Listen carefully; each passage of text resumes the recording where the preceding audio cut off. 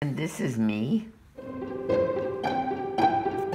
This is on the farm. I'm in there. That's me in there. Look at all that snow. There I am as a little girl with Mom and Dad. Your parents? Everything begins between the age of 0 to 6. That is critical. It's the whole human potential of that individual. And not just, this is the secondary component to the field of education. It really is the first. I grew up on a farm, and it was back during the Depression.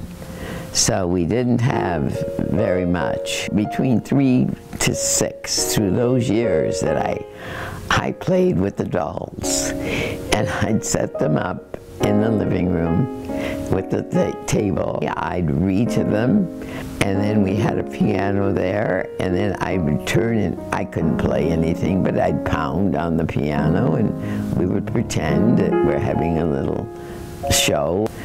I must say I was never read to as a child. I actually learned to read by listening to another person in my class that read to me a lot. But she taught me really how to read, and that's why the Montessori just fit. That's when I was this, here.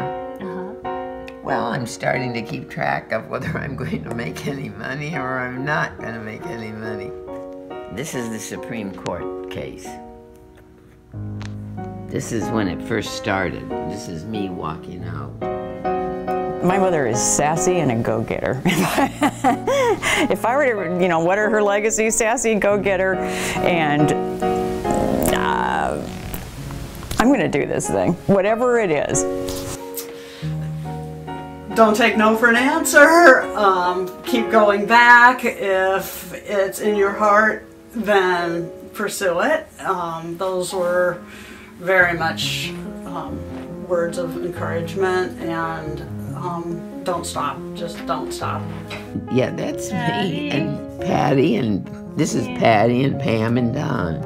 Okay. She was challenged a lot about the beliefs about Montessori, and challenged about her ability to run a business, really challenged almost in every way, and was able to maintain, the forest for the trees, or what her goal was, and not get bogged down in smaller things.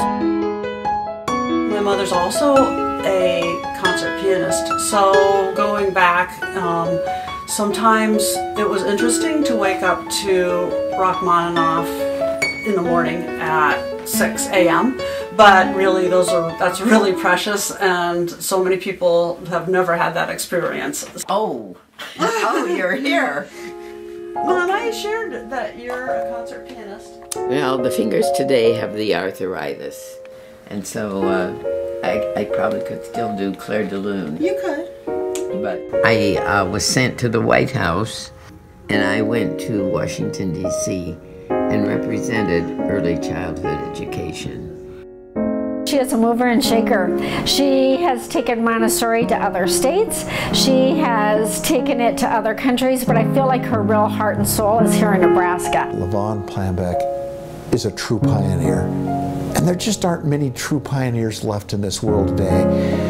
For over 50 years, she's been a fierce advocate for early childhood education.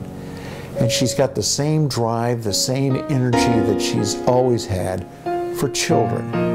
When Chancellor Christensen came to visit, one day he wanted to know, so I thought, well, to show him the materials, he can walk through. And the Chancellor is kind of a larger man, and I could just see in his eyes, I could see him right off as a 3-year-old and a 4-year-old in that class. The way he was working with the materials, and maybe the little devil that he could be, if he had to be, if I might say so. I think it's Hello?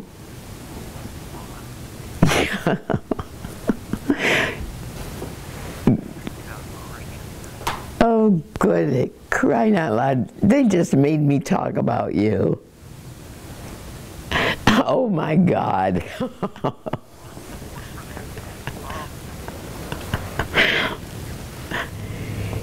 Oh boy.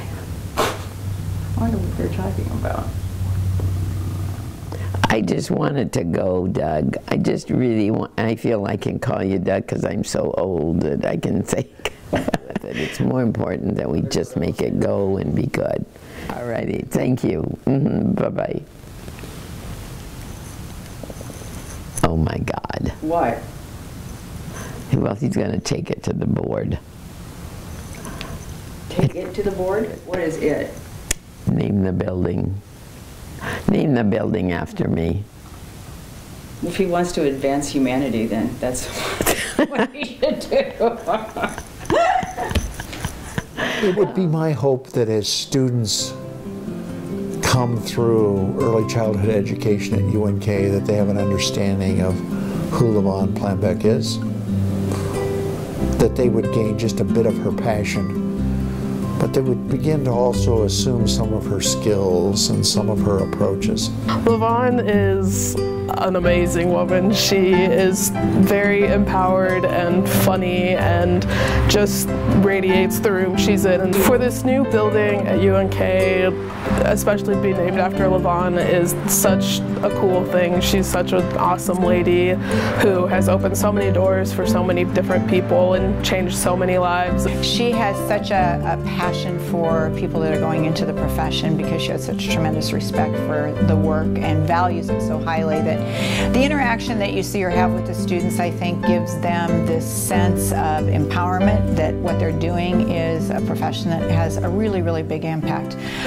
I think they feel more empowered after they've had the opportunity to meet LaVonne, and she always shares her journey, and her journey is really inspiring. And anytime I think you meet someone that makes things happen, that make important things happen, because this is important. It's changing the lives of people, and when you start in those early ages, what a difference it makes.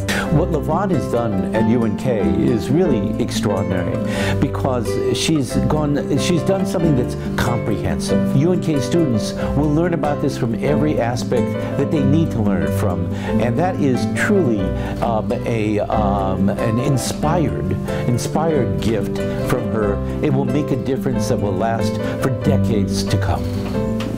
I think both my sister and I love going to Montessori conferences with her because it's like walking in with the Queen. But so I'm very proud of her, and I think that it's an honor to be able to be related to someone like this. As to become the person